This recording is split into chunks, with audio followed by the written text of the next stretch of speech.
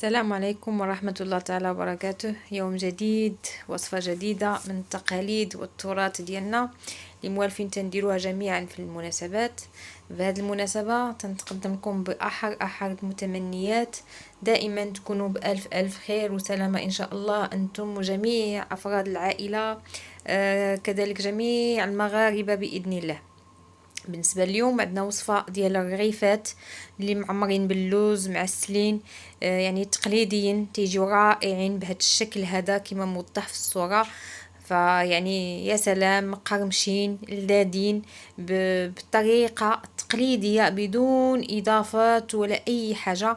تنتمنى ان شاء الله نفيدكم ونقدم لكم بابسط طرق باش يجيكم ناجحين باذن الله. فعلى بركة الله غادي نبداو في المقادير. فانا غادي نعطيكم نصف مقدار، يعني ديال نص كيلو. فانا هنايا انا استعملت غير ربع المقادير. فبالنسبه للمقدار ديال نص كيلو ديال الطحين اللي غادي ناخذه خاص بالحلويات وغادي يكون عندنا مغربل، وكذلك غادي ندير انايا العقده ديال اللوز ديالي اللي عندنا معتمده. يعني اللوز غادي نشدوه ونسلقوه ونفركوه وغادي نطحنوه مع نص الكميه ديال السكر سنيده. من بعد غادي نطحنوا الطحنه الثانيه مع السكر ديال الزهر وقرفه ومسيكه حره وشويه ديال الزبده، وغادي نعجنو مزيان. انا عقده اللوز ديالي هنايا بالنسبه لهاد الرغيفات البنات ما تنبغيهاش تكون مدلوكه بحال ديال الكابغزال، فانا تنخليها شويه محببه باش متى ناكل تجيني ديك الكروكون فومي. بالنسبه للمقادير الاخرى، فانا عندنا هنايا ضمه ديال زعفران شعره، او ممكن تستعملوا زعفران شعره حره. عندنا كذلك هنايا سكر فانيل، سكر ديال الزهر. عندي قرصه ديال الخميره معجونه بحجم حموصه. عندنا الملحه، عندنا راس المعلقه صغيره ديال او يعني نص المقادير، فاحنا عندنا معلقه صغيره ديال النافع مطحون. عندي معلقه صغيره ديال الخل. عندنا نص معلقه ديال الخماره. عندنا نص بيضه. وعندي كذلك نص كاس ديال زيت بلديه مخلطه مع روميه، ونص كاس ديال الزهر. وعندي كذلك نص كاس ديال الزنجلان اللي عندنا محمر ومطحون، يعني ما يطلقش الزيت، يكون هيك مطحون مزيان ولكن ما يطلقناش الزيت. دونك غادي نعاودوا المقادير ان شاء الله وحنا تنشتغلوا. فانا غادي ناخذ داك الطحين ديالي اللي هو نص كيلو، غادي ندير فيه نص كاس ديال الزنجلان اللي عندي محمر ومطحون، وغادي نضيف عليه بطبيعه الحال قرصه ديال الملحه وداك نص معلقه ديال الخماره معجونه، الخماره ديال الحلوه، وقرصه ديال الملحه.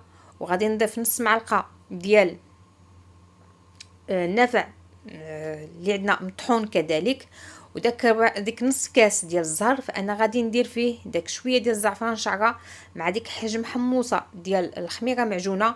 وعندنا كذلك نص بيضه، وعندنا نص كاس ديال الزيت اللي غادي نكونوا مخلطين بين بلديه وروميه، وعندنا معلقه صغيره ديال الخل. دونك هنايا النواشف كلها هي الاولى غادي نديروها مع الطحين، وغادي يعني نخلطوا بين يدي مزيان حتى ندخل ديك الزنجلان والنافع في الطحين. عاد غادي نزيد مع ديك نص معلقه معلقه صغيره عفوا ديال الخل وداك نص بيضه ديالي، وغادي نجمع مزيان. وغادي نضيف ديك نص كاس ديال الزيت اللي عندنا مخلطه، وعاد غادي نضيف ديك نص كاس ديال الزهر اللي ذوبنا فيه دويمه ديال الزعفران مع شويه ديال الخميره معجونه. ما نكثروش الخميره المعجونه البنات باش ما تخمرليش العجينه بزاف. وهنايا غادا نضيف الماء، نديروه بارد او دافئ على حسب وقاش باغا تشتغلي فيها. وغادي نجمع العجينه ديالي، ديك العجينه ديال المسمن، نحاول نعجنها مزيان وغادي ندلكها بهذا الشكل هذا. يعني غادي ندلكها مزيان مزيان مزيان، وغادي نجمعها في واحد البلاستيكه ونخليوها ترتاح، يعني باش عاد نكوروها كويرات بهذا الحجم هذا. دونك انا الكويرات ديالي فانا درت يعني العجين درت فيه 18 غرام، وبالنسبه للكره ديال اللوز فانا درت فيها 8 غرام، او ممكن ديري حتى 10 غرام على حسب. دونك انايا الكرات البنات تنديرهم بيدي، تنشكلهم مربعات بهذا القياس. يعني المربع من الاول شكليه ديال اللوز باش عليه غادي تاخدي القياس ديالك ديال الحجم ديال الرغيفه كيف بغيتيها. فانايا هنايا غادي نطلق معكم وحده كانت باقا ما ارتاحتليش مزيان. هانتوما واخا تقطعت انا ما بغيتش نحيدها ونعاود وحده اخرى فخليتها باش نوريكم الطيه اللي غادي نطويها. ممكن ديريها وما غاديش يخرج لك اللوز، يعني غادي نطويوها على شكل كما تنطويو مسمن عادي، يعني رغيفه عاديه. نتوما غادي نجيب هذا الجانب هذا غادي نسد به هنا، ما غاديش نجيب الاخر عنده، لا غادي نقلب الرغيفه والجانب الاخر غادي نسد به المربع الاخر. فهنا كونوا على يقين بان اللوز ديالنا ما غاديش يخرج لنا ملي غادي نكونوا تنقليو. اذا مربعه ديال اللوز تنشكلها بيدي، تنحطها في قلب العجين ديالنا اللي طلقناه، تنشد عليها عادي من جوج الجوانب، تنطول داك الجنيبات ونجيب الجانب الاول نغطي به المربع ديالي ونقلبها ونقلب عاوتاني بهذا الشكل. تنتمنى تكون موضحه لكم، لان بهذه الطريقه هذه صدقوني يشد على اللوز، واخا تقليهم ما غاديش يخرج لك اللوز بتاتا او تقطع لك الرغيفه. بعد ما غادي نسالي الكميه كامله اللي عندي غادي نشدهم وغادي نبسطهم شويه بيدي. فانا تنوريكم هنايا كي مسدودين عليهم تيجي الشكل ديالهم زوين، وكما قلت يعني ما غاديش يخرج لكم بتاتا اللوز. فانا هنايا غادي ندق عليهم واحد شويه باش ديك اللوز نمشيه، يعني ما نحاولش ندقوا بزاف باش اللوز ما يرقاقش، ونحاولوا نجيبوهم فورمه وحده وتقيده وحده. هذا هو الشكل ديالهم بعد ما دقينا عليهم كاملين وكانوا عبار واحد وقياس واحد. فهنايا غادي نمشيو نديرو مقله وغادي نديرو الزيت، ما تكونش عايمه بطبيعه الحال، نخليوها تسخن واحد شويه وغادي ندير الرغيفات ديالي يتقلاو ليا. بالنسبه للطريقه ديال القلي يعني ماشي نخليوها جهه كامله حتى تتحمر وعاد نقلبها على الجهه الاخرى. فالبنات دائما اي حاجه ديال القلي تتبغي نديروها ونبقاو نقلبوا ونشقلبوا فيها باش تتحمر وتتاخذ نسبه ديال الطهي من جميع الجوانب، ما تتبقى لناش شي بلاصه يعني معجنه من الداخل. يعني تنطيب واحد شويه بحال واحد جوج ثواني ونقلبها على الجهه الثانيه عاوتاني جوج ثواني، كما تنديروا مع بريوات ديال اللوز او الشعيبيات او شباكيه او اي حاجه. فهنايا هذا هو الشكل ديالهم والتحميره ديالهم، وتنقدموهم بطبيعه الحال مدهونين بالعسل ومزينين باللوز او كاوكاو او الزنجلان. فتنقدمهم لكم بالصحة والراحة وتتمنى يا رب يعجبوكم.